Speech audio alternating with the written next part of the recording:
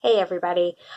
With the information that Rhode Island is going to be continuing distance learning for the rest of the school year, I wanted to take a few minutes just to pause and talk a little bit about how we can best get through this time for our families. So, as the mom of three, kids of different ages, as the friend of many people and the colleague of many people, and as a therapist who supports families of all different types and of kids of all different ages, I have had the opportunity to think and talk a lot about the realities of distance learning and how that is looking and feeling for different people. And so, one of the things that I guess I want to start by saying is just that it is like this. It is not ideal that it is like this, but I think that it's important to acknowledge that given the realities of the current situation, this is the current situation. And I think it's worth saying that because sometimes we get so caught up in the frustrations that come with all of this that it can be easy to channel those frustrations toward something or someone.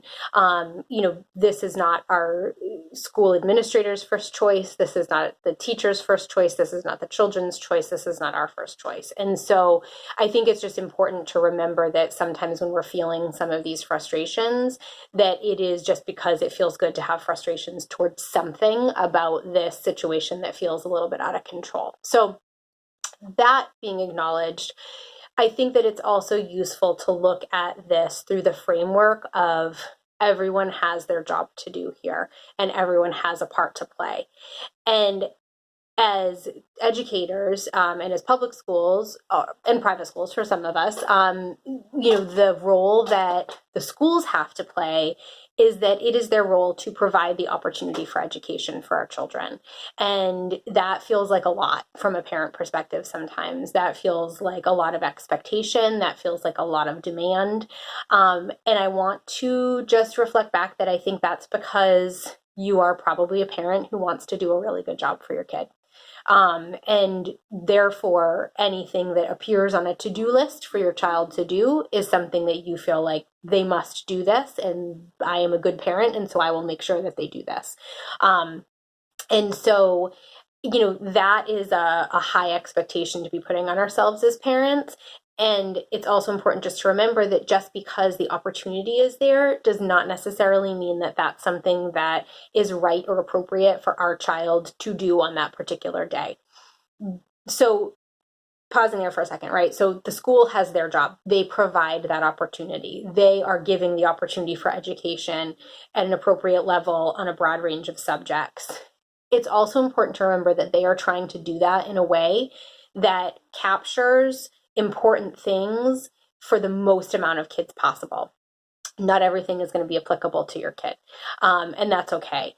There are children who live for going to art class, and if they didn't have that, component of being able to interact with their art teacher and have those assignments, that would really be a big loss for them. There are kids who live for gym class. There are kids who live for music. And, again, your child might, not want to take advantage of the PE opportunities because they're playing outside and they're moving their bodies and they're fine, and that's great. And, you might choose as a parent, we'll get to your job in a second, that's enough. And that's okay. Like, you get to make that choice. But just know that those opportunities that are being provided to us as parents are not commands. Okay? School is doing their job.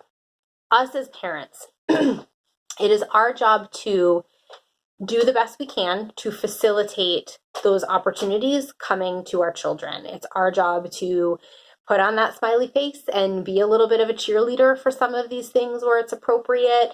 It's our job to give our kids, the space and the tools and the time to take advantage of those opportunities.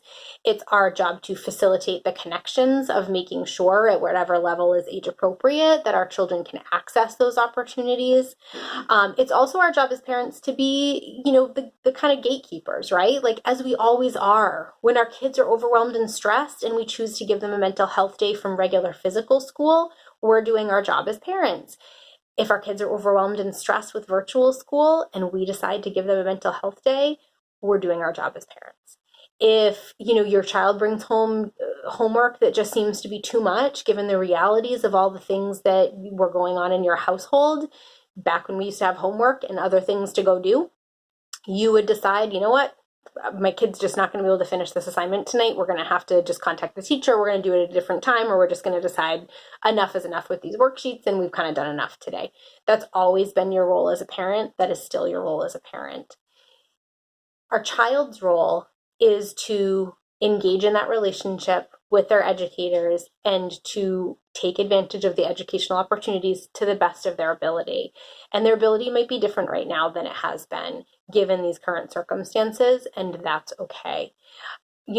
We never were standing next to our child's desk at school to know how much effort they put into a writing assignment, whether they did their best neat handwriting on things, whether they were paying full attention when their teacher was talking.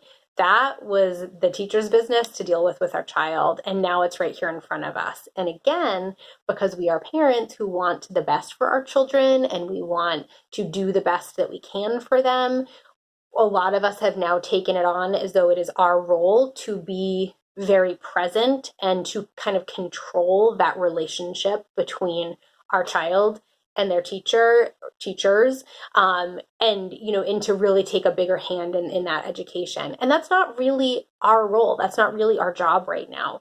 We can facilitate. We can help our child become more independent at accessing the things that they need to access, at using the tools they need to use.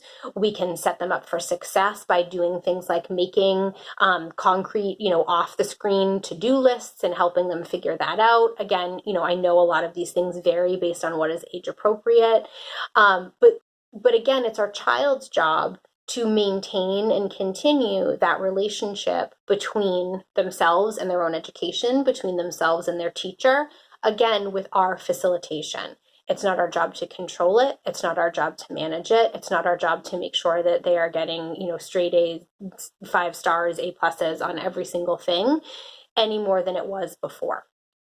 So think about things in terms of that. The school is doing their job by providing the opportunity for education. We as parents can do our job by giving our kids the time and the space and the tools to take advantage of those opportunities. And it's our child's job to decide whether they're going to do that or how much they're going to do that.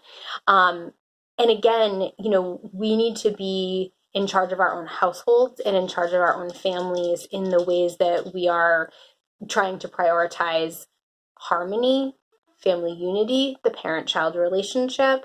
We are not meant to take the place of our children's teachers, and nobody is expecting that of us. And if you are feeling that there is that expectation, if you are unsure of how to prioritize, what tasks your child should be doing or how much you should be pushing, go back to kind of thinking about, well, whose job is this to let me know? And it's your child's educators. And the educators that I know and have spoken with, the educators I interact with as a mom, they are all trying to do the best they can to make sure that they can give that information to you as parents. I also want to say so many of them are also trying to do their own version of virtual learning by facilitating what their own children are doing. Again, use the tools that you have available, let everybody do their job, and just remember that we are looking for progress and not perfection here. Checking off every single item on a to-do list is not as important as just kind of keeping in mind that larger picture of let's keep some skills up here. Let's make sure our kids are reading a little. Let's make sure that, they kind of keep, that muscle of being able to do a task that was assigned to them, even if it wasn't their first choice. Let's keep up that relationship between our children and their teachers. Let's, make sure that, our kids are using their critical thinking brains a little bit. And, again, it's about just kind of keeping them holding steady, giving them some productive things to do. If we move them forward a little bit on some things during this time, fantastic.